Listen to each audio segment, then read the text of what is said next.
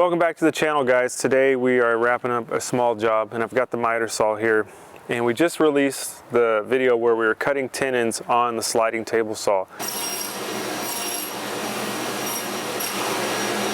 So while I'm familiar with this tool right here, I'm not so familiar with that one. And the reason I bring that up is because a lot of people were saying I was putting myself in a vulnerable position when I was cutting those tenons, and a lot of people were saying that it's maybe not the safest way that I was doing it.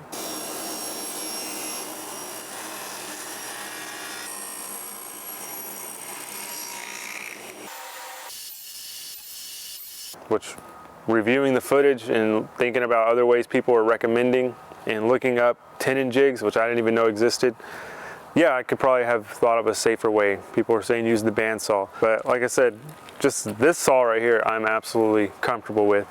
So yeah, while you guys were giving me safety tips, I was thinking of what safety tip and advice could I give on the miter saw that could potentially save someone who doesn't know what they're doing.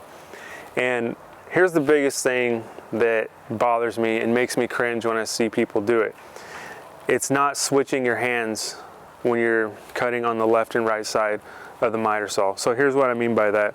When you have a piece of material that is to the left of the blade, you know, most people are right-handed, so you'll grab the saw, and most saws, American saws, are, you know, the trigger and the handle's on the right side.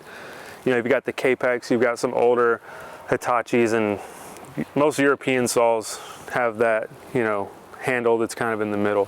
People call that like an ambidextrous handle because you can use either hand. This one is just as ambidextrous to me, and here's where I'm going with that. When you have a material on the left side of the saw to the left of the blade and you cut, you're going to push down with the saw with your right hand, and most people are right-handed. I don't know why, but it's just the way the world is. So this feels natural to most people. But when you go with material to the right side of the blade, what you want to do is be able to actually switch those hands. You want to switch it and grab it with your left hand. I'm right-handed, so my left hand is my least dominant hand, and then hold the material with your right hand. Sounds simple, right? Sounds, hey, duh. But what I see a lot of people do is, since they're right hand dominant, they'll hold this with their right hand and support the material with their left.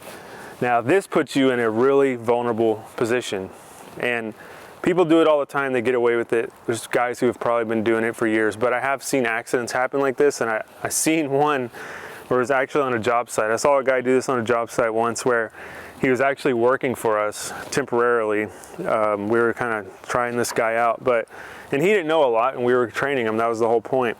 So he's right hand dominant, told him to cut this piece, and then he goes to cut it, and this is on a sliding saw, so this is very dangerous on a slider. And he's like looking at it, holding it like that, and I'm like, I just walked up to him and basically tapped him on the shoulder, and I was like, look at where your arm is right now. Like, look at your left arm. And he paused for a minute, and he was like, yeah, that's probably not safe. So I was like, I told him what I'm telling you. Switch your hands, and it's gonna feel a little weird in the beginning.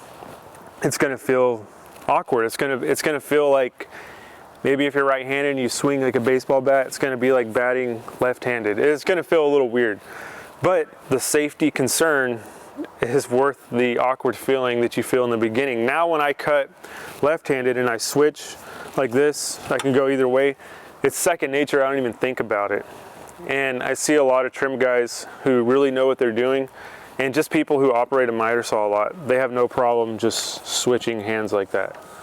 It's something that you really need to do, or else you're going to be put in a vulnerable position like the guy who was working with us, which is actually a good friend of ours, and he turned out to go on and do bigger and better things with Bitcoin and crypto, which I kind of wish he would have taught me some of that, because then we would just, he's doing good. So but anyways, you see the point that I'm trying to make here is, just switch those hands, be safe. This is I would say the miter saw is really a hard tool to get hurt on, but it's like any other thing. It's a big spinning 12-inch blade that can cut through white oak, freaking hickory, so you better believe it's going through human flesh and bone, no problem. So there's my safety tip for the day. Let me know if you guys have any other safety tips and suggestions, and leave them down in the comments. But thanks for watching.